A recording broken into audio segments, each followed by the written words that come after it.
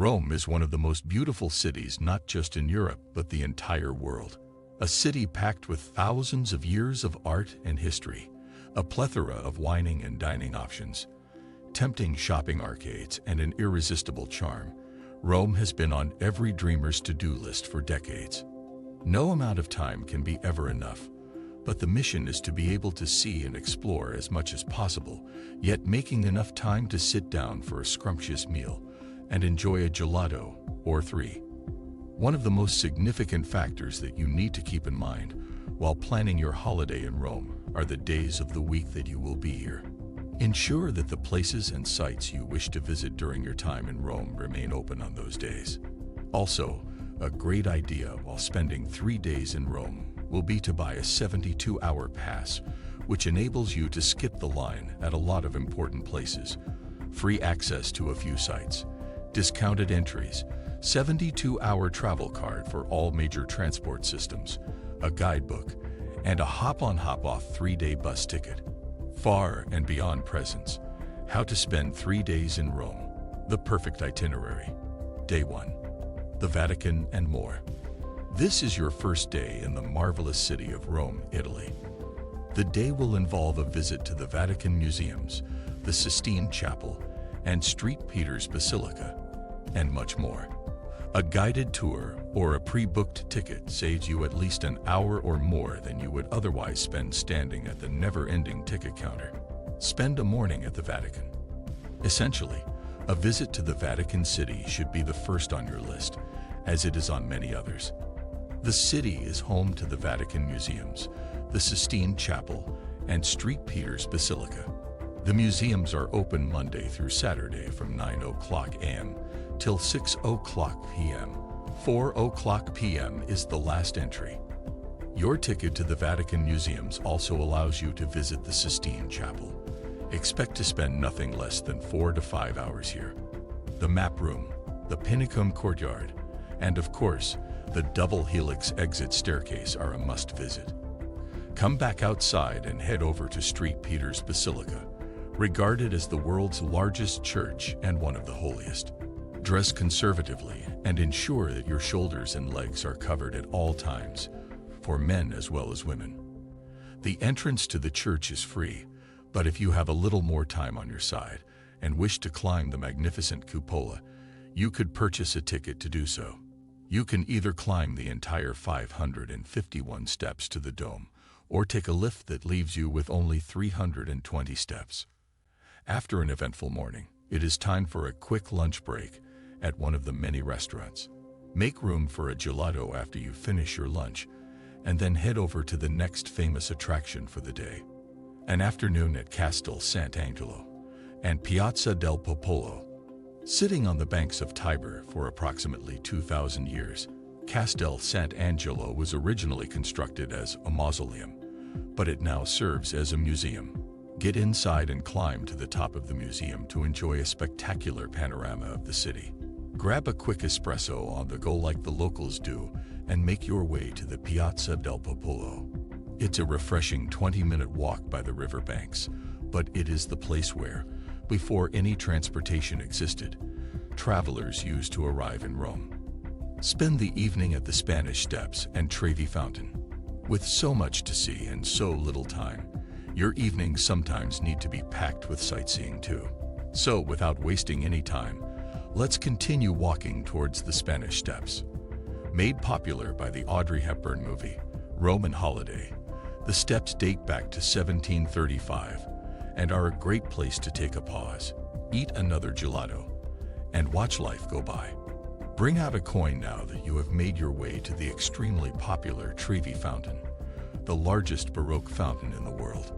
Throw your coin in the fountain and hope to come back to Rome again. A short walking distance from the fountain is the incredible Pantheon. Standing tall for over 2,000 years, the Pantheon is considered as one of the best preserved ancient Roman monuments in the world. The last stop for the day. Piazza Navona has been a designated public space in the city ever since the 15th century. The most famous attraction here is the Fountain of the Four Rivers, built in 1651. It's beautifully lit after dark. Day 2. Discover ancient Rome. It's time to rise and shine again.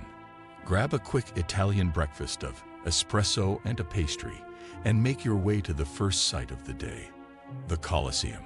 Spend the morning at the Colosseum and Roman Forum. Pre-book your combo tickets to the Colosseum and the Roman Forum. If you didn't pre-book your ticket or don't have one that lets you skip the line, visit the Roman Forum first and buy your tickets here. The queue is shorter and the ticket includes the Colosseum, the largest public arena in the world. The Colosseum is most famous as the home of gladiators who once fought here in front of as many as 80,000 spectators. After appreciating the huge space and taking some photos, walk next door to the Roman Forum and Palatine Hill. During the reign of the Roman Empire, the Forum served as the seat of power, the major business district, as well as the primary marketplace. An afternoon at the mouth of Truth and Archbasilica of St. John Lateran. It's time for a much-deserved lunch break, since the traditional Italian breakfast may not have been so filling. Sit down at one of the many restaurants and gelato stops surrounding the area and relish a hearty meal. Next in line is a bit of fun. Going back to the Roman holiday, the Mouth of Truth, a short walk from the Forum, is where you can pop your hands inside the mouth of the enormous stone figure. But beware, it's known to chew off the hands of liars. Get a quick photo by the Mouth of Truth and make your way to the Archbasilica of St. John Lateran, a site not as visited as the St. Peter's Basilica, but is equally important as not only is it the oldest of its kind in Rome, but is also the seat of the Pope in the city. Spend the evening at the Baths of Caracalla.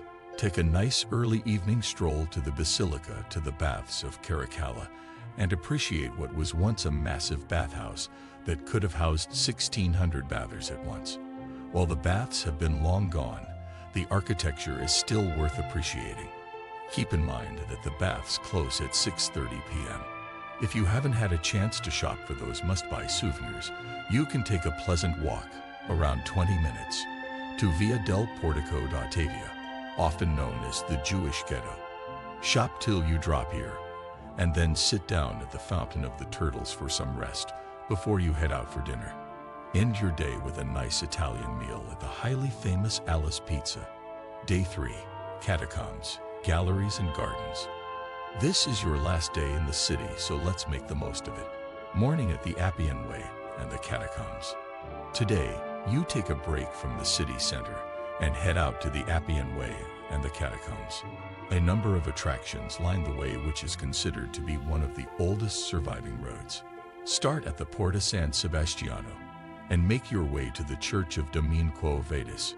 After spending your time at the church, walk over to the Catacombs of St. Calixtus and Catacombs of St. Sebastian. You can enjoy your time walking dreamily around the grounds, or you can carry on with your journey to the other nearby tombs. Afternoon at the Borghese Gallery and Villa Borghese Gardens. Located within the Villa Borghese Gardens is the Borghese Gallery that houses one of the finest art collections in the city. Here, you can appreciate the masterpieces created by the likes of Caravaggio and Bernini. Keep in mind that it takes about 45 minutes to an hour to get to the Borghese Gallery from Appian Way, and the gallery is open only till 7:00 p.m. Monday closed, and allows only 360 people at a single time. After admiring the fine artworks, head out to the Villa Borghese Gardens, and while you walk around, reflect over the 3 amazing days that you have just spent in the beautiful city of Rome. Spend your last evening at a nice Italian pizzeria. After 3 long days exploring Rome, you are bound to be tired from all that walking. So spend the last few hours of your trip relaxing in a nice and cozy authentic Italian pizzeria, like Pinzeri, a family-run pizzeria with a wide menu and some super tasty recommendations. So there you have it, the perfect 3-day itinerary for Rome. What did you think? Will you try any of these? Which one was your favorite? Let us know in the comments below. And don't forget to like and subscribe to Far and Beyond.